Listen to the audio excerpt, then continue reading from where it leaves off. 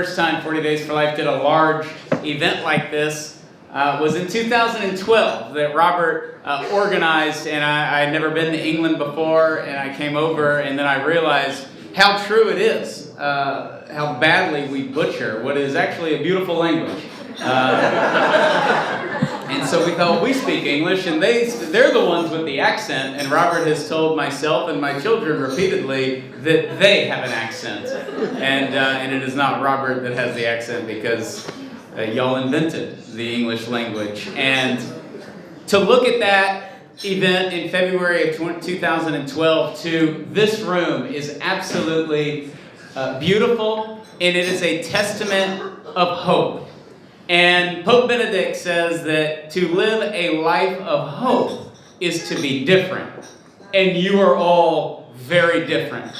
And when we look at the state of our culture, this room represents the courage and the faith that can thrive in any part of the world when we stand up to a world that does let a baby die in a hospital, but that also willingly 56 million times every single year, destroys an innocent baby in the most barbaric surgery that we would never wish on our greatest enemy. And you have the courage and the faith to stand up against that. And the reason there are so many countries, and the reason there are people popping up, yelling out different countries, is because of the faith and the hard work of Robert with the support of his wife, Cara. And what a beautiful thing. He mentioned earlier they're having their third baby. They met at a 40 Days for Life vigil and then ended up married. So some of you actually may get married later just from this event. And you know, Matt mentioned that we get to do this, and we do. And there are so many other things that you could be doing with your time. There's so many other things you could be using your energy for, or your talent for. And these are my favorite gatherings because this is primarily those who lead 40 Days for Life campaigns or have helped lead 40 Days for Life campaigns. And leading a 40 Days for Life campaign is hard. It is very difficult. We face a lot of rejection. We face a lot of hostility. And we have to overcome it. And I think it's so important that we all get together to try to not just network, but learn how to do 40 Days for Life better. But what happens, and we experience this, or I experienced this at dinner, is that it is so loud in here. You know, when you lead a campaign, you're causing noise in the culture, but you're also loud. And Americans are naturally loud. Except for our president. He's very reserved. But most of us are loud. But I would say that we're seasoned. We face rejection. We know what people think of us, the good, the bad, and the ugly. But we go out anyways when it's raining or it's snowing or it's sleeting, and we try to save the life of a child who is a stranger, who we don't know, a mom that we've never met her before in our entire life, and yet you're there, and your physical presence represents that last hope for the baby as the mom goes in to have that abortion, but also you're the first sign of mercy when the world and the abortionist has completely forgotten her. You are there as a sign of that hope when she leaves. And that is a very powerful thing. And to overcome all that, it means when you go anywhere, you are constantly recruiting new people. You're telling people about 40 Days for Life. You're mentioning it to family and friends, those who agree and don't agree with you. And you're talking about it. You are causing that healthy noise because you have that foundation of prayer. And that's why 40 Days for Life is based in prayer, because we cannot run out and tell ourselves that we're going to save the world, that we're going to close all these abortion facilities and they're all going to go away. We would last about 5 minutes. The culture would eat us up and spit us out. But if we have a foundation of prayer, anything is possible. Saint Teresa of Avila says, "The man who neglects silent prayer every day does not risk going to hell. He willfully throws himself into hell." And those Spanish saints were all really intense. But it speaks to us in such, not only a secular culture, but a culture that is aggressive towards our Lord, aggressive towards our faith, and aggressive towards our most vulnerable and our most innocent, that it is required that we have a foundation of prayer.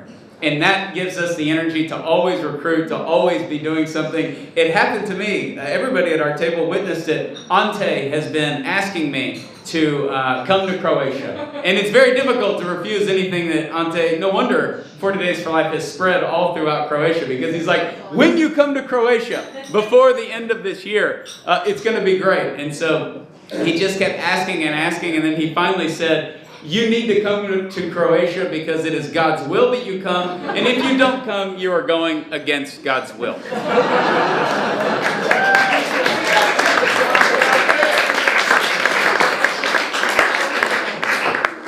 And then at one point he said, if you don't come to Croatia, I'm just going to track you down and it's going to be very ugly. And he started threatening me, and I got very nervous. But you know, is that not why it is spread throughout Croatia or Romania or the United States or Australia or Latvia or anywhere else? Because we have to go out and ask people to do the most basic, fundamental thing that we would hope somebody would do for us. And that is go out and be a witness for life when a life is in danger. And a witness for life that is proven. You know, we never imagined when we did the first 40 Days for Life campaign in the fall of 2004 in College Station, Texas, we never imagined that it would ever go to Croatia or California or England or any other place. We never imagined that, and by the grace of God and the work of so many of you, it has gone to save babies anywhere.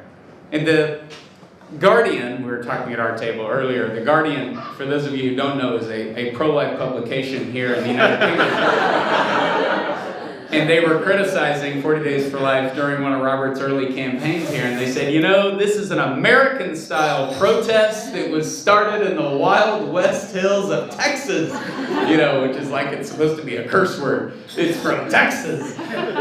And, of course, we thought that should be like a t-shirt. And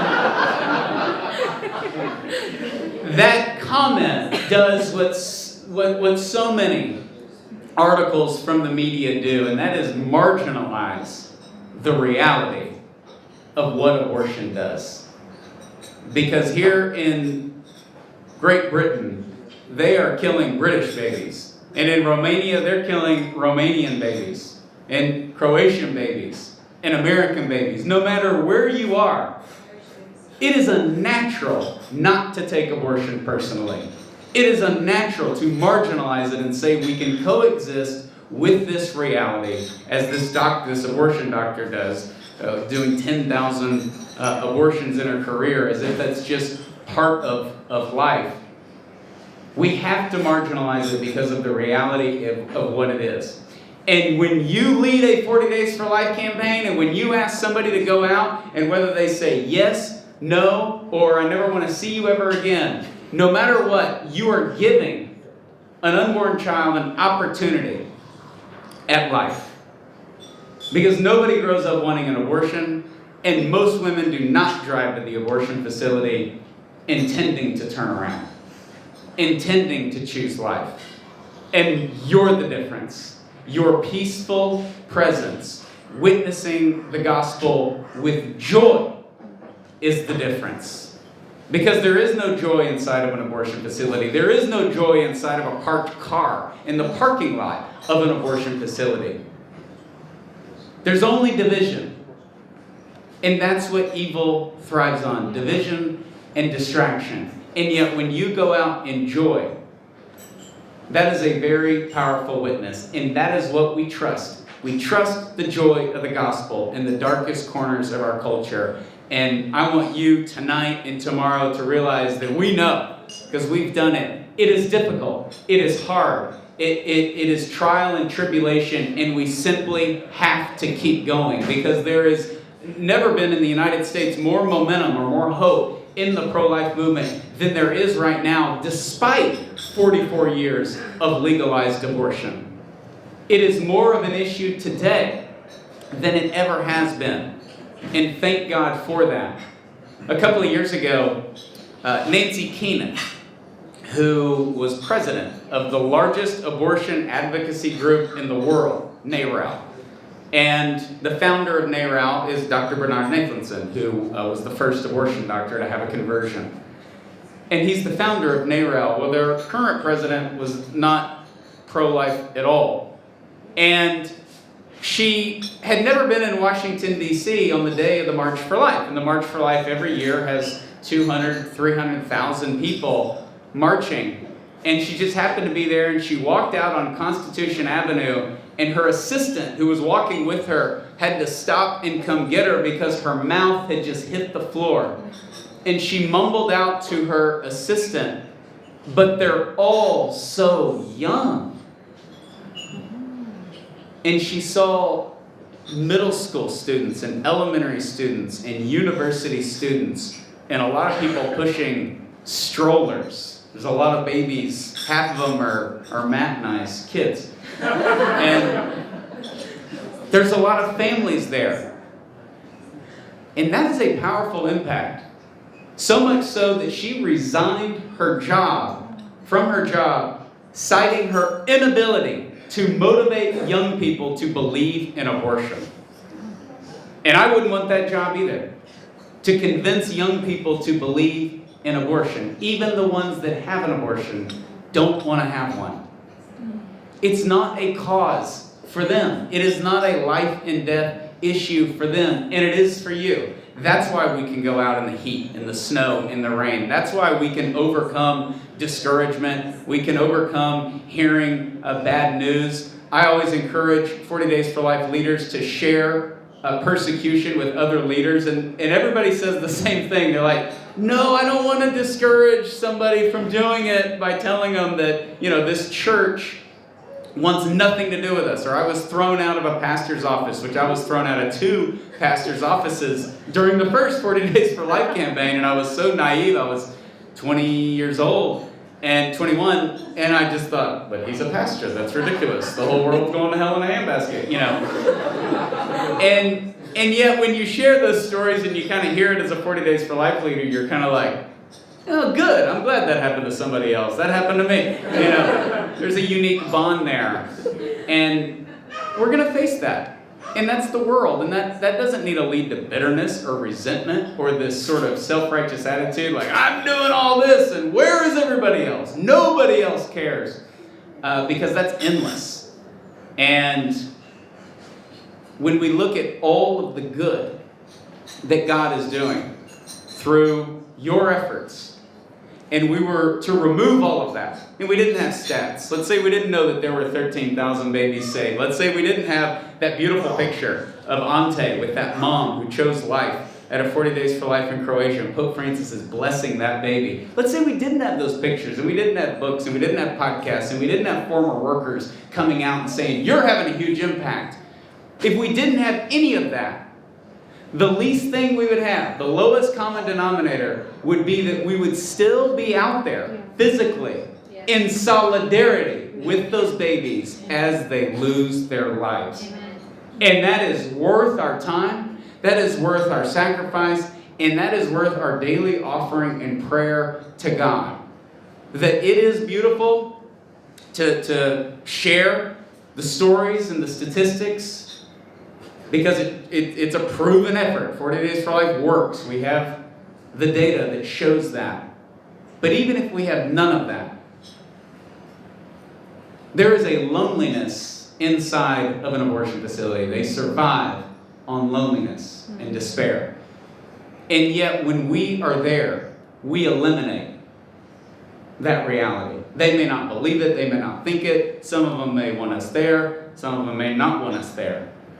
But the reality is that we are there, and we can be there praying as those children lose their lives. And I've had so many women who have had an abortion come up to me who are, 20 or 30 years older than I am, and they say, I don't know if I would have turned around, but looking back at my kids and my grandkids, I at least wish I could look back and thought that I had the chance.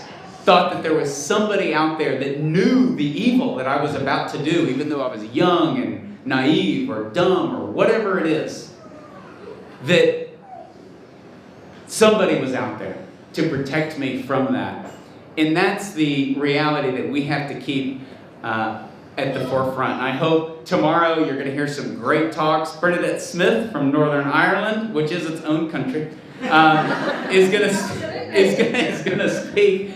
And it's I want you to take that attitude of perseverance, that we are going to pray for the end of abortion. And that prayer is not simply a checkbox that we do every day. It is something that will become a reality in time. And in the United States, we've seen 86 abortion facilities close their doors following 40 Days for Life campaigns.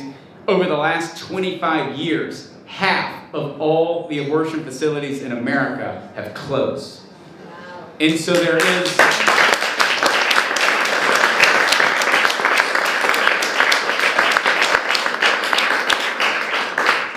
a lot of hope, and I'm gonna share some of that tomorrow and talk about the converts that continue to come into the movement, and we have some more that we're going to be releasing publicly before the end of the year.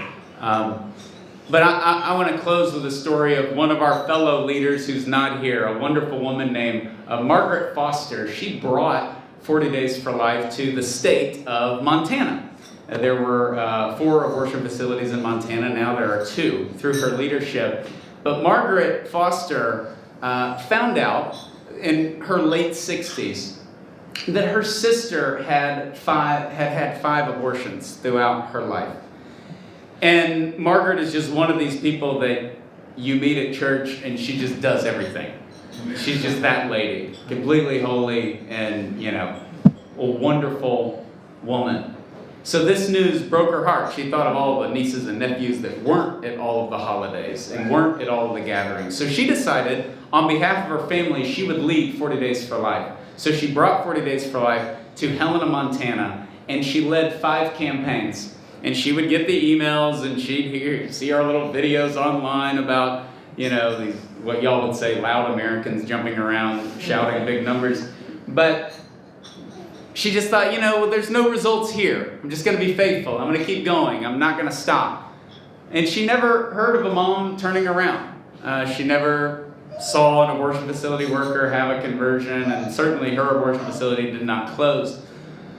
And one day, she got a phone call from one of her volunteers who was out at that Planned Parenthood abortion facility, and the volunteer said, "You'll never believe it, a teenage mom just turned around and chose life for her baby." And Margaret was just like, "Wow, we actually saved a baby." I said I didn't want to see any results, but it sure is great to actually realize that after 5 campaigns, thinking this isn't doing any good and fighting that temptation of despair, that this baby was saved. All of her joy was annihilated when she got a phone call just a few minutes later from her own daughter, saying that her granddaughter, Margaret's granddaughter, had gone out of town for an abortion. They didn't even know this young girl, this teenage girl, was pregnant, and she was leaving town, and she was going to have an abortion, and abortion was re-entering Margaret's family, the thing that motivated her to bring the campaign to her city. And so it was just the complete high and the complete low, and she had no idea what the purpose of all this was. So she prayed. And then she got another phone call from her daughter, and she said, "My daughter didn't go out of town to have an abortion. She went to our local Planned Parenthood for her abortion, and she saw these people outside and decided that she was choosing life. She didn't have the abortion."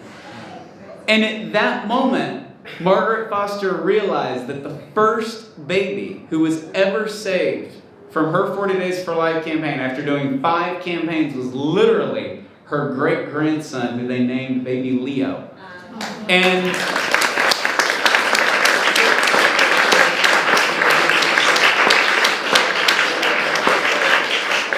she emailed us this picture of her and her granddaughter holding little Leo.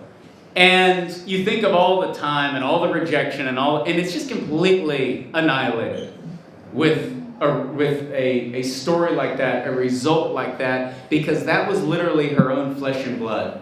In the reality, and I tell people this all the time, those people who participate in 40 Days for Life, or those people who lead 40 Days for Life campaigns, at some point you have treated your fellow brother or sister as if they really are part of your family, because they are part of the family of God. But if it was our actual family that was going in, if your sister or your mom or your niece or whoever was going in to have an abortion, we would do everything possible to try to stop them. And that is the exact approach that we should have for all people, because of the grave, evil reality that abortion is. That's what motivates us to go out there. And that's what you're doing. And leaders like Margaret Foster and Ante and Robert and Petra and Isabel. Dan and Isabel. I remember being in Birmingham, not Birmingham. And Isabel gave a story, and she said, she got up and just talked about we need more people involved. And you told a story about, it was an analogy of a person sitting on a rock just reading a book and ignoring what was going on around them and not really caring about what was going on around them. They just wanted to simply sit and read their book and ignore it. And yet, the 40 Days for Life leader, the campaign, is a natural invitation to not sit on the rock and to get off the rock and to do something about it. And you're doing that. And 750,000 people around the world have followed you. That's how many people have participated in a 40 Days for Life campaign. And that's the attitude. That's the approach. It requires courage and it requires faith, because we have to believe that if we go out there enough, that beautiful natural law that says that the most wonderful bond in our humanity is the bond between a mother and a child. We have to trust that. There isn't rhetoric, there aren't laws, there aren't governments, there aren't MTV television shows that can change that beautiful reality.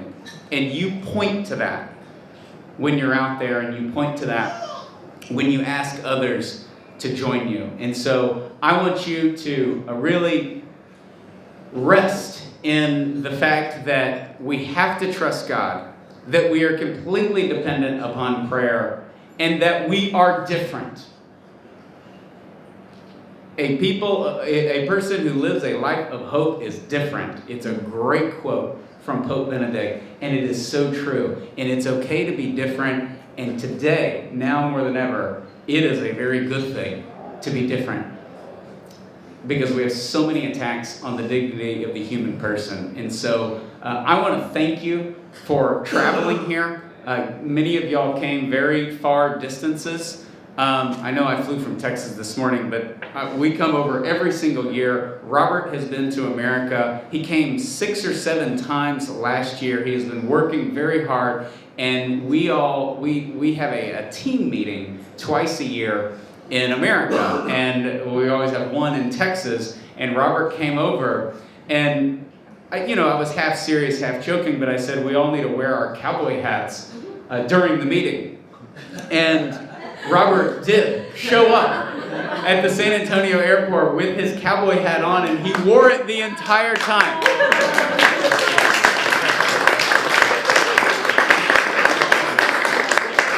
At one point, we were walking through this town. We were in this small town where we had our meeting, and these guys saw Robert at a distance, and he's a tall guy, and he's got his cowboy hat on, and it's kind of like, you wouldn't mess with this guy. This is like a gunslinging cowboy. And they're like, hey, look at that guy. He's got to be from Texas. They're like, look at you, Big Tex. They start calling him Big Tex. And we're all sitting there going, Robert, don't say anything. You'll give it away.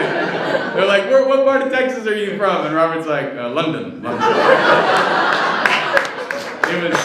It was over. And then they of course, being Americans, said, well, really, what part of Texas is London in?